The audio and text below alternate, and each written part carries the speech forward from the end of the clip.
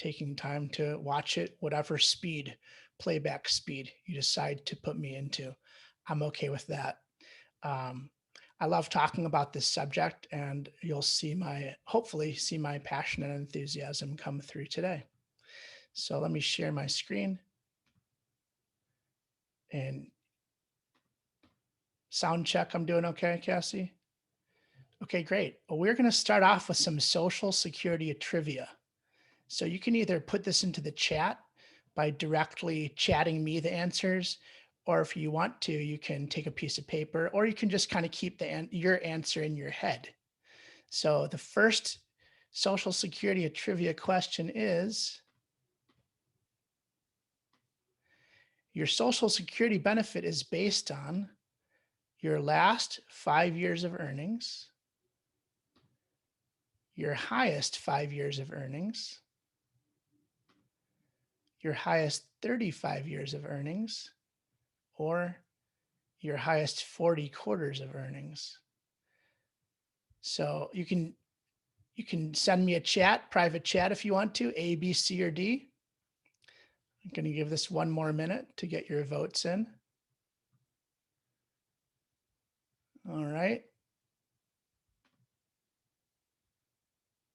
And the answer is C. C is the answer. Your highest 35 years of earnings is what Social Security is based on. Let's try the second question of Social Security trivia today. To be eligible to receive Social Security, you must have worked for 40 quarters in a Social Security covered position, be married to, divorced from, or a widow or widower of someone who is or was eligible to receive Social Security, or either A or B.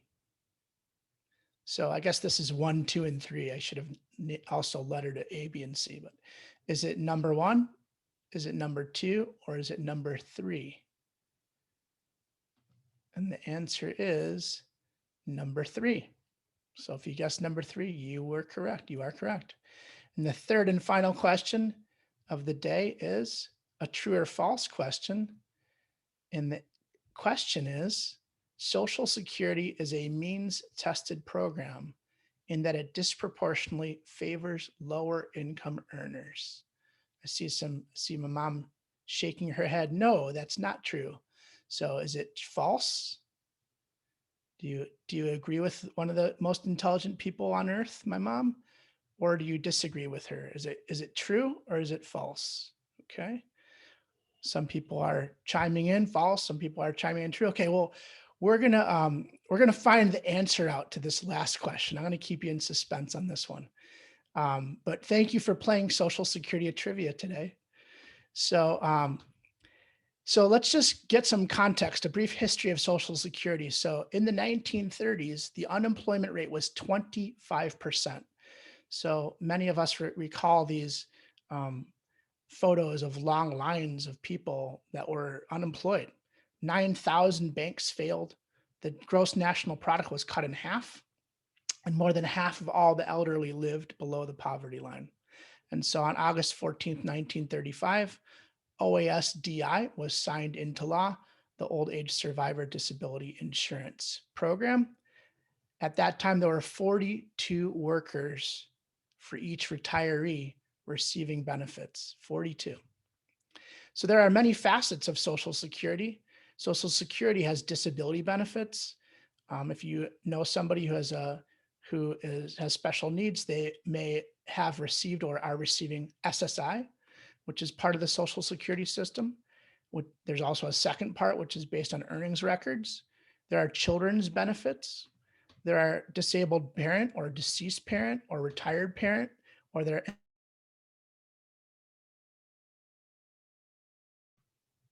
Okay, good. And there are retirement benefits. And that's what we're going to focus on today is the retirement benefits. So specifically what we're going to talk about is the 3 basic retirement benefits of Social Security, the top 4 questions that inquiring minds want answered about Social Security, specifically, like, is it going to be around? Future viability. How is the thing calculated? when should I apply? And then what are the strategies for maximizing benefits? And we're going to talk about 5 of those strategies. So let's dive in. 3 basic benefits of Social Security. The first is that Social Security offers an income that you can't outlive. If your monthly benefit today is $2,000 and you live 10 more years, you'll have received $276,000 in lifetime benefits. If you live 20 more years, 600,000. If you are receiving a monthly benefit of $2,000 and you live 30 more years, you'll receive over $1 million in benefits from Social Security. This is Ida Mae Fuller. She's the first Social Security recipient. This is her $24.22 Social Security check. And maybe a little bit of foreshadowing, Ida Mae lived to be 100 years old. Very impressive. Okay. There we go. Okay. Number 2, Social Security offers annual inflation adjustments that are called COLAs, cost of living adjustments, not soda or pop, but COLA. If your monthly benefit today is $2,000 and your annual cost of living adjustments are 2%, in 10 years, that $2,000 will be $2,400. In 20 years, $2,900. In 30 years, $3,600. So very important for those of us who, I say those of us, I hope that I live a long life. For people that live a long life, pay attention to those COLAs each year that are announced by Social Security. There have been a couple years where there have not been any COLAs, and that ends up being really significant. And then the third is Social Security offers survivor benefits. So what that means is when both spouses are living, and same-sex couples, could be female earning more than male, just no matter, all covered. You have person A who was receiving a $2,000 benefit and their spouse B who was receiving a $1,200 benefit on their own work record. After A dies, then B, the widow or widower, receives A's benefit. So not both benefits. So you still lose some when that person passes away. You're going from 3,200 to 2,000, but B's will step up to what A's was before he or she passed away. Now that we've talked about the 3 significant benefits of Social Security, let's talk about 4 questions that you may want answers to. Will Social Security be there for me? How much can I expect to receive? When should I apply? And how can I maximize my benefits? Starting with, will Social Security be there for me? And the answer is yes. The OASDI Trust Fund, which is a separate fund, is still growing. So here are some statistics. The balance at the end of 2012 was 2.73 trillion, and it grew to 2.83 trillion. I'm sorry, 2.8 trillion. At the end of 19, it was 2.9 trillion. And so then what happened last year was they took in $1.18 trillion and they paid out $1.107 trillion. And so there was an additional $11 billion of surplus. And now at the end of this past year, the Social Security Trust Fund was $2.9 trillion. So if you ever hear scare tactics like it's going away or they're trying to get rid of Social Security, I think that would be a draconian move. It's not likely at all. It is possible that Social Security benefits will be reduced at some point. And so the long-term projections without any reform, benefits are likely to fall to 79% in 2035. So if nothing changes between now and 2035, there wouldn't be enough money to cover 100% of the benefits. The benefits would have to be reduced to 79% of what they're currently being paid at. So let's think about the levers at our disposal. If we were in charge of the Social Security system, what are the things that we could do to change or shore up that system? You can type in the chat, you can unmute, and you can give an idea if you have an idea for something that could shore up this trajectory that we're on. Any ideas?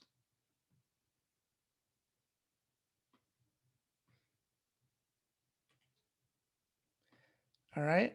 I'm gonna check my chat box here. Yeah, we've got one in the Reduce chat. the benefits. Right. So that's an option. You could reduce the benefits. Absolutely, Tom. Other ideas, increase the retirement age. Absolutely. They've already done that one time, which you'll see. Raise the cap for contribution. Absolutely, they can do that. Eliminate the upper limit. You guys should be teaching this course, not me. All right, so those are all great reasons. So let's walk through those one by one.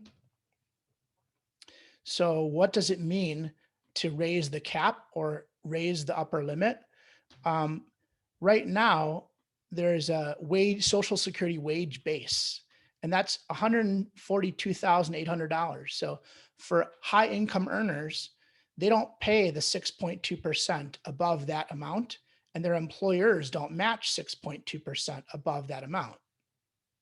So as we could raise the wage base, which is the primary lever that Social Security has been utilizing, it's gone up dramatically. They could continue to do that. I think that's very likely that will happen. They could eliminate the upper limit altogether. Certainly, that's possible, right? And by the way, that would solve it right there. Then there would be no other levers that you would need to pull.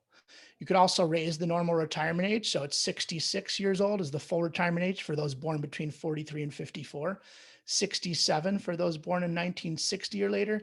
And it moves in a graduated fashion from 66 to 67 for those that are born between 1955 and 1960. Lower benefits for future retirees or reduce the COLAs. So those are some ideas as well. Another idea would be right now it's 6.2% Social Security from the employee and the employer. Could also raise that 1% to 7.2%.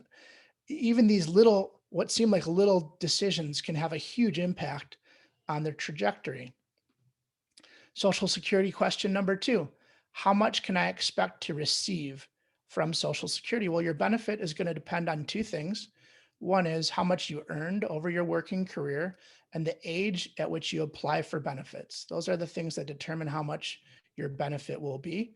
And so now let's nerd out for a little bit. Hang in there with me. We're going to go through the calculation so that you understand how this works. So this is an example of how the benefit formula works. We'll take an example of a baby boomer born in 1959 who turned 62 this year. They've had the maximum Social Security earnings every year since they started in the workforce, which again would be whatever that wage base limit is the maximum each year. And so what Social Security does is they say, okay, the average indexed monthly earnings that you've had over the course of your 35 highest years is $11,098 per month. So it's indexed for inflation. That's called the AIME. And they take that and they apply a formula to that AIME. The first, and this is called the PIA formula. Okay. So they take the first $996 of the $11,098 and they apply a multiplier of 90% to that. These are called bend points.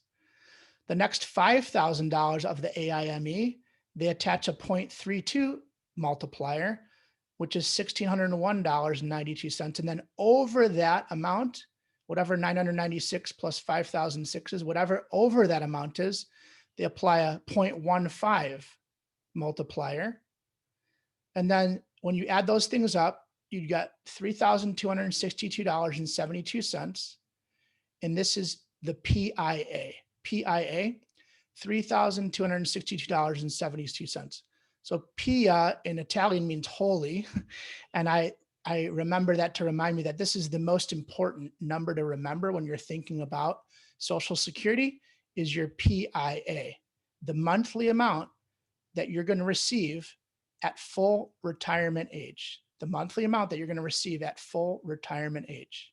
Now, before we move on, I'm going to answer trivia question number 3, and you might have already seen the answer as I went through this formula, right? The answer was, is Social Security's means tested? And the answer is absolutely it is, 100%. You can see here that the benefit is much greater for lower income earners because there's a higher multiplier at lower income levels. Okay.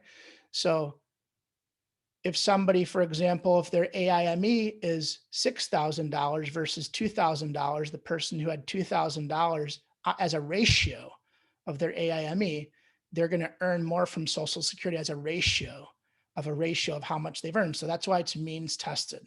So it's a social program. You might not like that it's means tested, but it is a social program. It was meant for as a social safety net, right? I think it's morphed very much so into a program that retirees largely are reliant on, but that's not the origin of the program. Okay, and now people sometimes talk about means testing for Social Security benefits in a different way.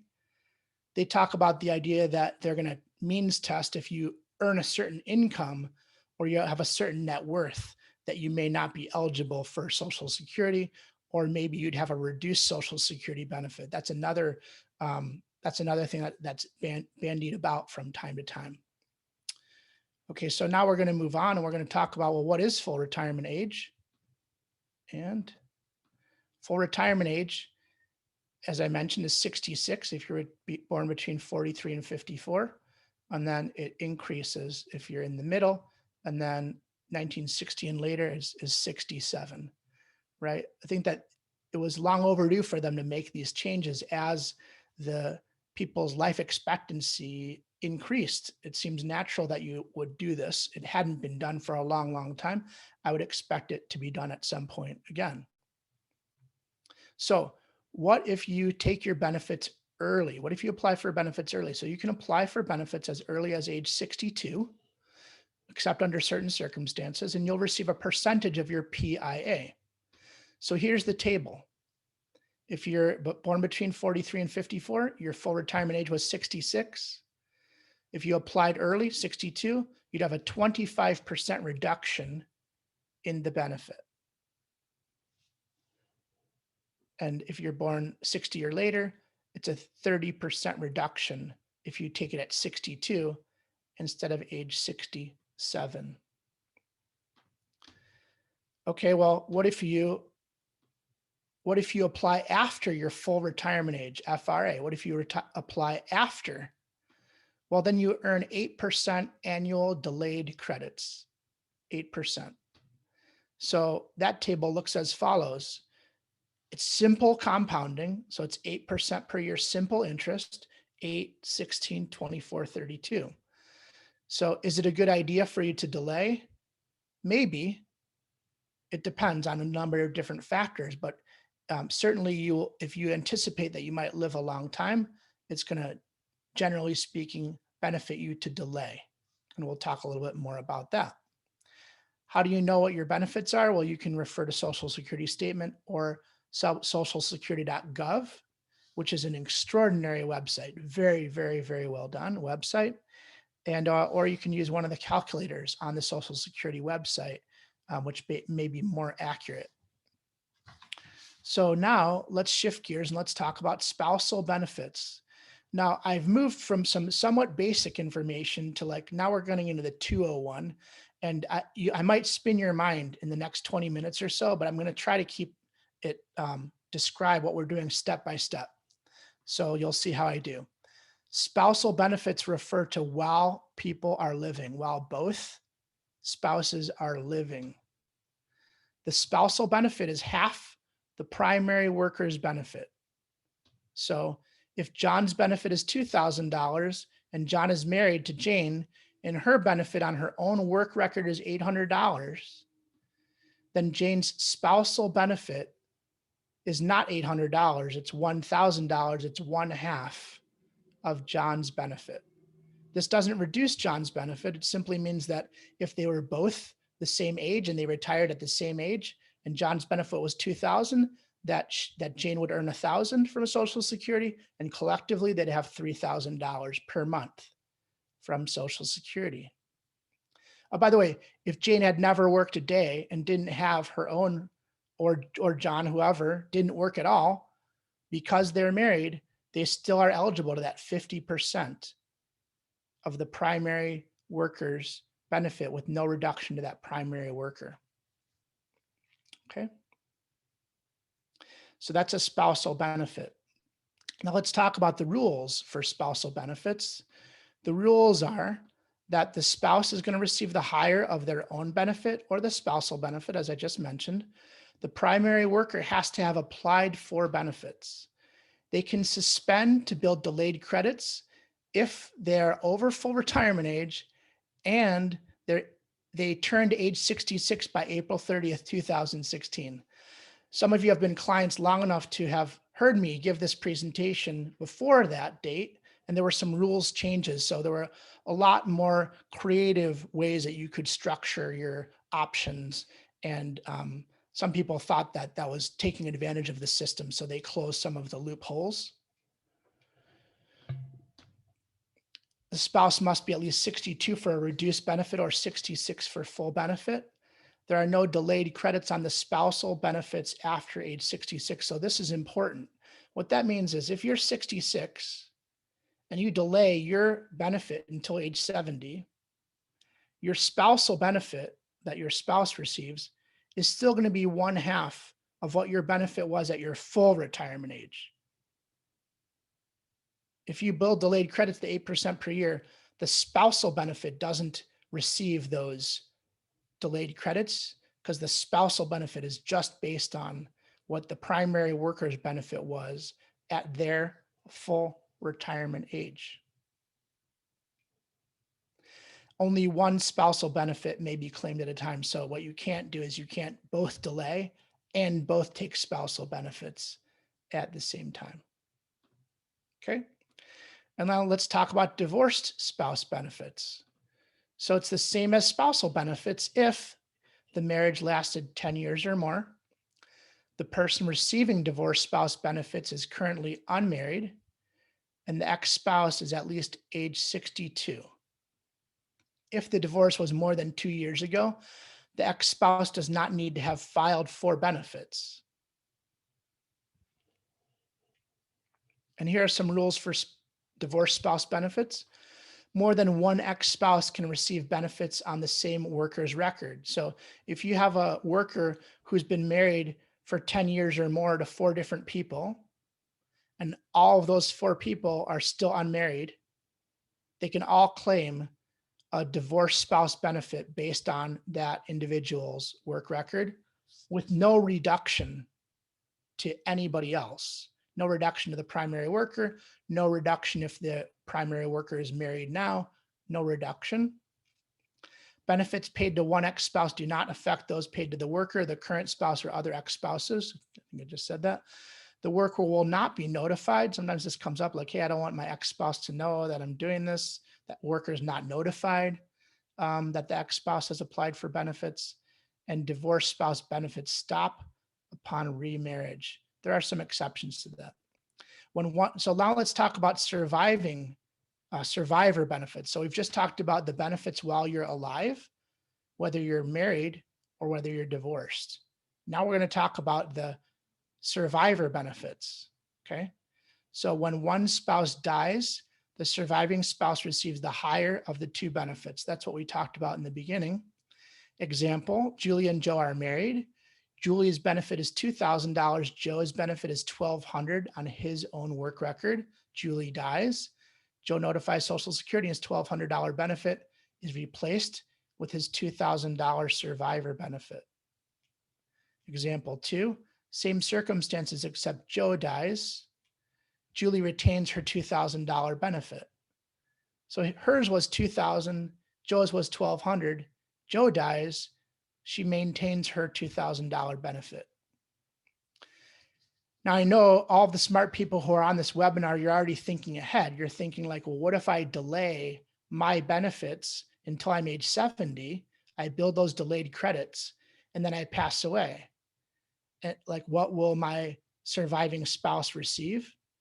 And the answer is that they do receive the benefit of you delaying your benefit from age 66 to age 70 or from 67 to 70. So they don't receive the benefit during your life. If you're married, there's not a benefit to this spousal living benefit, but there is a huge advantage, especially if one spouse dies on the earlier side and the other spouse lives 20 or 30 years after the primary worker passes away.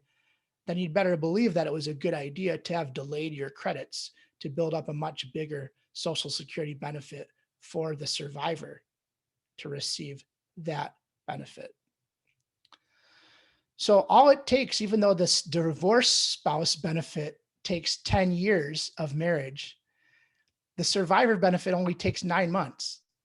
So if you're married to somebody for 9 months and you die, they get your benefit, Social Security benefit, for the rest of your life. The survivor must be at least 60 for a reduced benefit or full retirement age for a full benefit.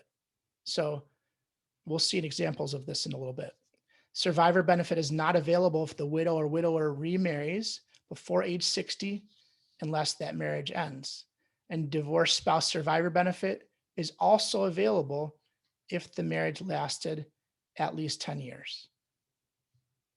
So let's give some examples of a survivor who there's early claiming. So Julie and Joe are married. Julie's PIA is $2,000. Julie files early and her benefit is reduced because she's applying at age 62. Now her benefit's reduced. Instead of 2,000, it's 1,500. Julie passes away. Joe's survivor benefit is going to depend on when he claims it. If he claims it as early as he can, then he's going to get a further reduced benefit.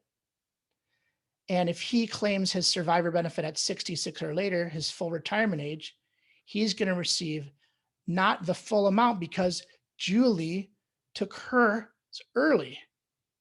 So the fact that she took hers early affects Joe's survivor benefit. Well, what if Julie delays claiming? So Julie's PIA is $2,000 and she delays and now her benefit, her benefit is 132% or $2,640. So she delayed from age 66 to 70. She got delayed credits. Now she dies. Joe's survivor benefit is equal to that $2,640 for the rest of Joe's life. If Joe claims his survivor benefit early, it's going to be reduced. But if he waits until full retirement, then he's going to get the full $2,640, which was the benefit that Julie had when she passed away by virtue of delaying her credits. If Joe claims his survivor benefit at 66, again, 100% of what Julie's benefit was when she passed away. So we don't in this forum have enough time to take questions, but I want to encourage you, if you have questions, to reach out to me separately, adam.stock@tnlpg.com, adamstock@tnlpg.com, and I will be more than happy to answer any questions that you have. I want to stop here, and I just want to mention something real quickly that some people know, but others don't. And that is, well, what if you are working? Does your Social Security benefit get reduced if you're working? So here's the answer to that question. If you take Social Security before your full retirement age and you're working, then your Social Security benefit gets reduced, and pretty substantially. For every $2 that you earn over a de minimis amount, which is about $15,000, for every $2 you earn over that amount, $1 of Social Security gets taken away. So it's important to know, if you claim early, that if you're working and earning whatever you might have been earning before, that your Social Security is going to be reduced and maybe even go to zero, depending on how much you're earning. Once you hit full retirement age, all bets are off. You can earn $8 million and you don't get any reduction in your Social Security benefit because of that. So again, did you apply for benefits early in work? Then your Social Security is going to be reduced. Did you apply later? Did you, after full retirement, did you work? No Social Security reduction. Okay. Well, what if you work past full retirement age and you're earning a high income, much higher than some of the other years?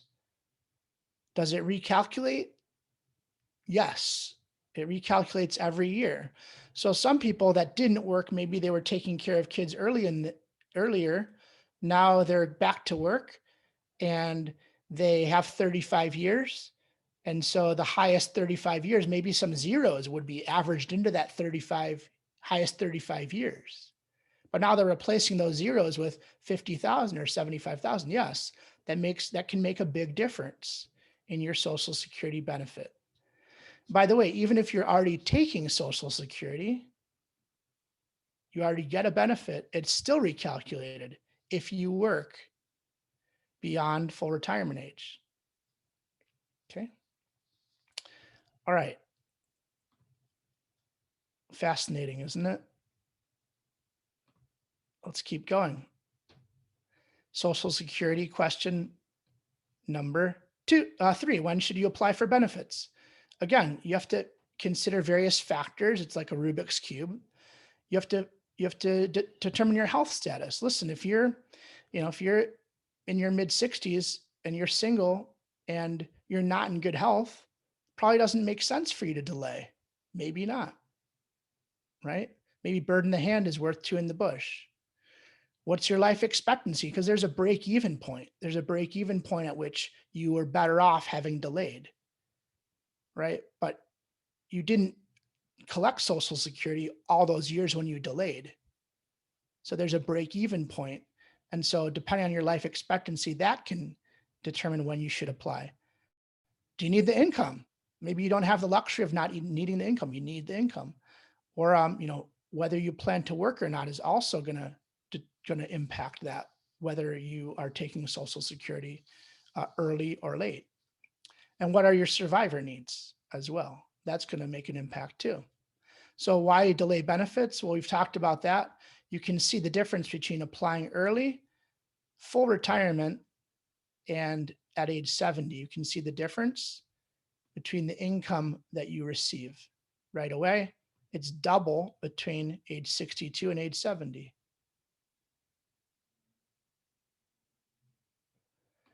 And then you get more income later on. So if you have a benefit that's at age 70, if you claimed at 62, $2,460 at age 70.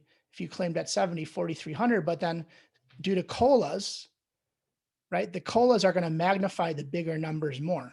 So if you delay, it's 2% of a bigger base. So you see 4,300 at age 70 is 6,400 at age 90. So that gap really widens if you live a long time. So what are the key points to remember? If you apply early, your benefit starts lower, stays lower for your life and your survivor's life. Does not go up when you reach 66. COLAs magnify the impact of early or delayed retirement. The longer you live, the more beneficial it is to delay benefits. And the decision that you make impacts your survivor benefits as well. Delaying benefits gives your survivor more income. Social Security question number 4 of 4. How can I maximize my benefits? So 5 strategies under this 4th question. Improve your earnings record. So how do you improve your earnings record? Well, you examine your earnings record from your Social Security statement and make sure it's accurate. They make mistakes, human. Are there any missing years? And also, can you improve it by working longer? I mentioned this earlier, but if you have zeros, because of the means testing of Social Security formula, even if you have a part-time job, adding 20,000 of income, replacing a zero, and averaging that into your highest 35, it can make a difference. It can make a difference. Extra beer and pizza money can go a long way at the end of the month. Okay. Number 2, apply for Social Security at the optimal time. We've already talked about this. You have to consider the break-even age, your life expectancy, and your income needs. Number 3, coordinate your spousal benefits. So here are two strategies. This is a maximization strategy.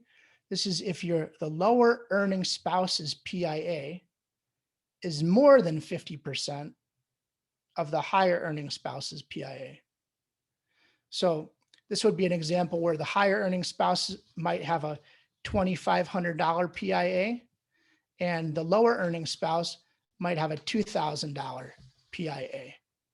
So on the spouse's work record is on their own work record, it's higher than 50% of the higher earnings PIA. And here is the strategy. So both spouses delay to age 70. One spouse takes advantage of the spousal benefits from age 66 to age 70, or from age 67 to age 70, while both of you are delaying till age 70. This maximizes the lifetime benefits over the average or over long life expectancies. That's how you're going to maximize the benefits. Okay, now what if you have a different situation where the lower earning spouse's PIA is less than 50% of the higher earning spouse's PIA? The lower earning spouse might claim early, and then the higher earning spouse is going to delay. So this is going to generate some income on the early side, and then it's also going to maximize the higher earning spouse's benefit over their lifetime, and also the survivor benefit when that higher earning spouse who has delayed credits passes away. Number 4, minimize the taxation of the benefits of Social Security. So how do you do that? A couple different ways. One is to know that Social Security benefits are not tax-free. Now, some people see this as a surtax for retirees. Like, hey, we've already paid tax on this money. Are we paying tax on it again? I think that's certainly one reasonable perspective. The maximum amount of benefits that are taxable is 85%. And it's based on your income. If you have a lower income, less of your Social Security benefit is taxed.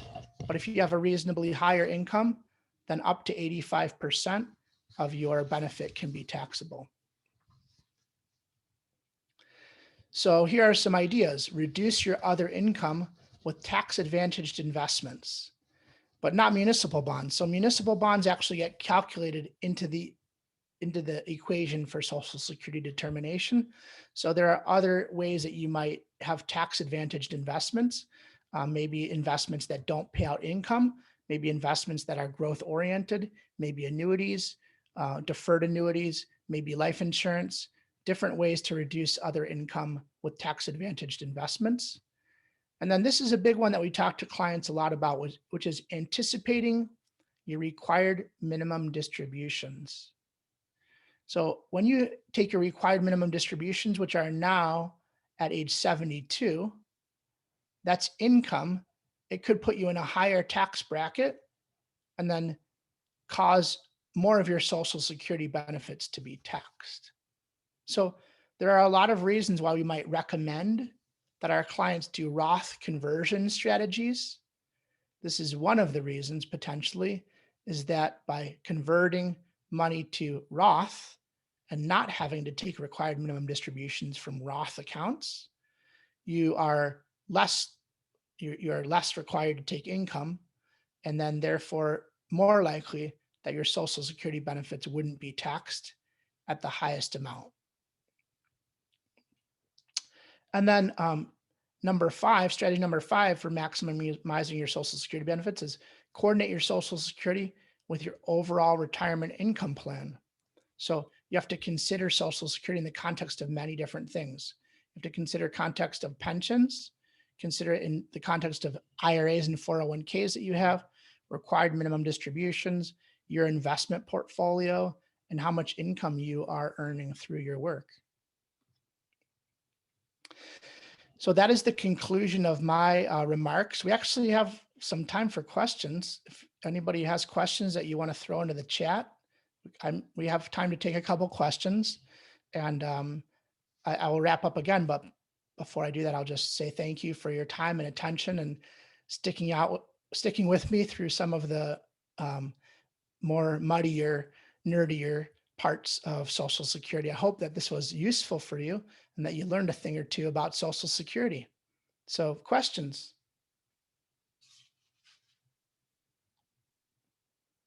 We have enough. We have a reasonable amount of people. If you want to take your phone off of mute rather than type a long question in chat, I think that we could probably handle that as well. So let's see if you have a question and take your microphone off of mute. Okay. Any questions or clarifications, or if not, we can move to silly jokes. Any questions? Okay.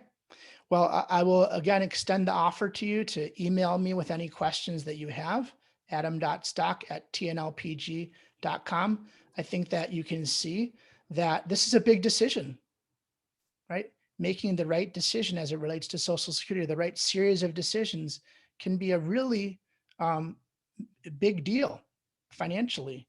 You've paid into it a lot of money, particularly if you're a business owner, right?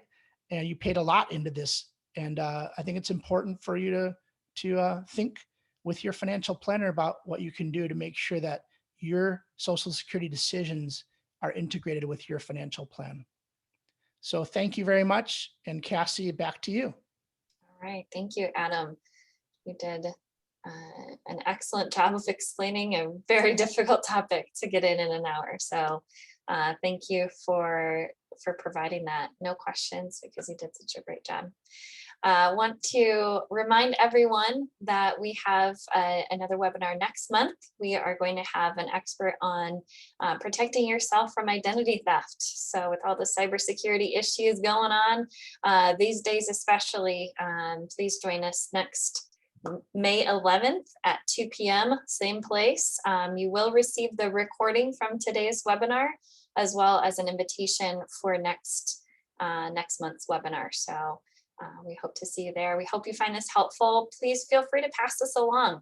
If you have friends that have questions about Social Security, send them our way. Adam, Drew, Josh, myself, Mr. Lisi, we'd all be happy to have an initial conversation with someone that has questions, because this is really, like Adam said, an important decision. So thank you everyone for joining us today.